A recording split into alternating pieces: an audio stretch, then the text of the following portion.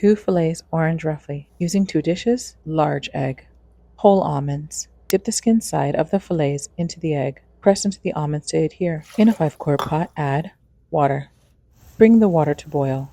Add salt, old-fashioned grits. When the grits rapidly boil, lower the temperature. Place a lid on for 20 to 25 minutes. Wait 10 to 15 minutes before you start the next step. In a pan on medium heat, add cooking oil. Coat the bottom of the pan with hot oil. Gently place each orange roughly into the pan crust side down. Cook for 3 minutes. Turn and cook until opaque throughout. This should be around 1 minute. Transfer to a plate.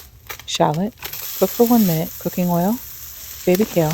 Cook around 2 minutes. To the grits, add butter, extra sharp white cheddar. Remove the kale from the heat when mostly wilted. Mix the butter, grits, and cheese. This should be around 1 minute. Place grits on the plate, followed by the kale mix and the orange roughy on top. Garnish with lemon, and enjoy your almond crusted roughy with grits and kale.